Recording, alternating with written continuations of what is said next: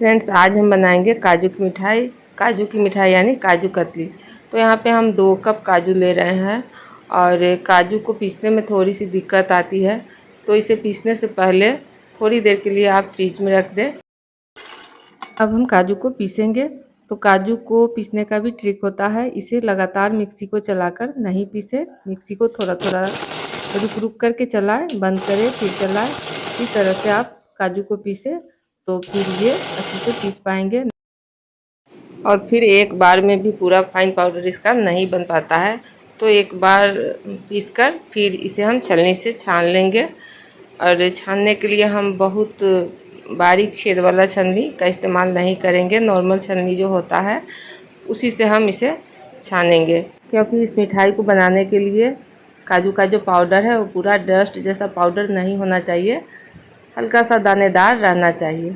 तो अब इसे छान लेंगे और इसका जो छन्ना बचेगा उसमें अगर मिल्क पाउडर है तो फिर आप इसमें 2 चम्मच मिल्क पाउडर मिलाकर और इसे पीस ले, तो फिर ये आसानी से पीस जाएंगे। तो अब ये पीस चुका है, बिल्कुल ऐसा ही पाउडर होना चाहिए। और अब चाशनी बनाएंगे। तो चाशनी बनाने के लिए हम 1 कप चीनी ले रहे हैं। 2 कप हम लिए थे इसी कप से काजू, तो उसका आधा हम चीनी लेंगे। चीनी की मात्रा आप 1-2 चम्मच कम भी कर सकते हैं अगर कम मीठा पसंद करते हैं तो, क्योंकि काजू में भी अपनी मिठास होती है, तो आप चीनी की मात्रा थोड़ा कम भी कर सकते हैं। और इसे मापने के लिए कोई भी कटोरी सेट कर ले। अगर कप नहीं है, मेजरिंग वाला कप नहीं है, तो किसी कटोरी से भी आप माप लें। जैसे 2 कटोरी काजू लेंगे तो फिर 1 कटोरी हम चीनी लेंगे। और जिस बर्तन में हम इस का जो डो बनेगा वो निकालेंगे, उसमें हम थोड़ा सा घी या ऑयल लगा के रख लेंगे पहले से ही। और अभी जो चाशनी है ये उबलने लगी है, तो इसको हम बीच बीच में चेक करेंगे। तो हमें एक तार से थोड़ा सा कम जब चाशनी हो तो उससे पहले ही हम इसमें काजू का पाउडर डाल देंगे। तो अभी ये चाशनी तैयार नहीं है, अभी बस चिपचिपी सी है। थोड़ी सी और गाढ़ी हो जाए, ये देखिए पूरी गाढ़ी हो गई है चाशनी। एक तार की चाशनी अभी नहीं बन पा रही है, जैसे तार टूट जा रहे हैं।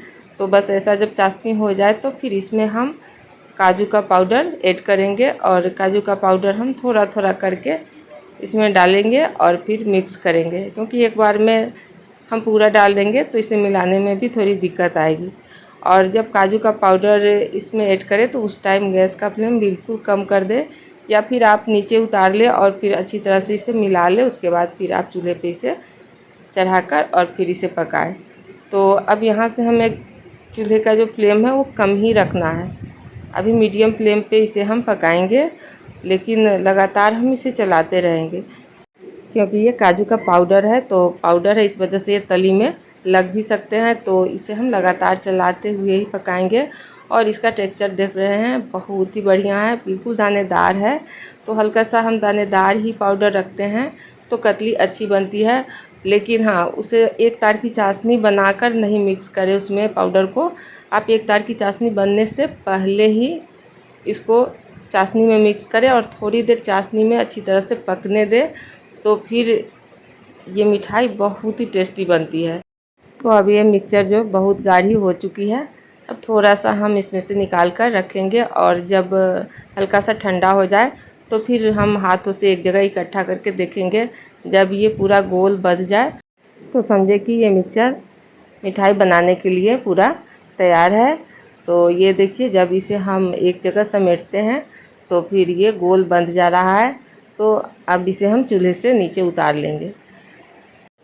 और फिर नीचे उतारने के बाद इस मिक्सचर को हम जिस थाली में हम घी लगा के रखे थे उस थाली में निकाल लेंगे और पूरा इसे ठंडा होने देंगे। जब ये हाथों से छूने लायक हो जाए तो फिर इसे हम मिक्स करेंगे। तो इसे हम थोड़ी देर के लिए छोड़ देते हैं। और अब ये ठंडा हो चुका है, लेकिन अभी हाथ से हम इसे मिक्स करेंगे तो हाथ जल जाएंगे, क्योंकि अंदर से ये गर्म है।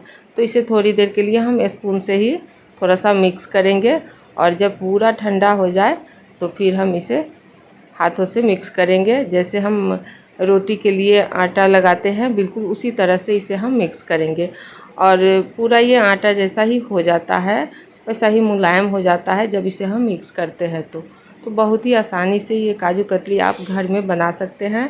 और फिर रक्षाबंधन भी तो आने वाला है, तो आप अपने भाई के लिए शुद्ध देसी मिठाई घर में आप बना सकते हैं। मार्केट की मिठाई में तो मिलावट भी हो सकती है, लेकिन घर में अगर आप इसे तैयार करते हैं तो पूरा ये शुद्ध मिठाई बनेगी। और जिस प्लेटफॉर्म पे इसे हम तैयार करेंगे तो उस पे हम थोड़ा सा घी लगा लेंगे, या अगर बटर पेपर या फॉइल पेपर या सिलिकॉन जो शीट होता है वो अगर आपके पास है तो उस पे भी आप इसे बना सकते हैं।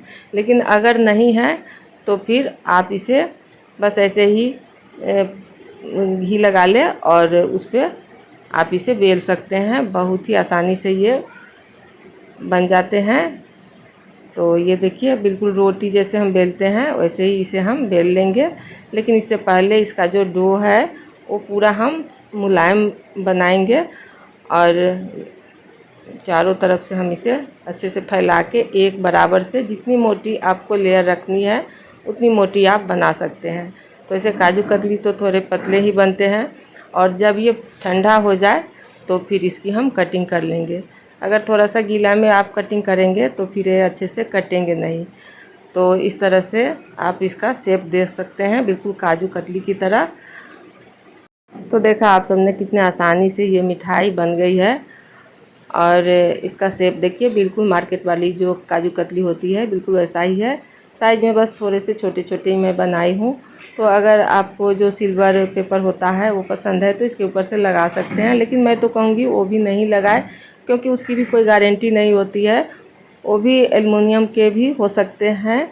तो बस इसे ऐसे ही रहने दें, ऐसे ही ये सुंदर लग रहे हैं।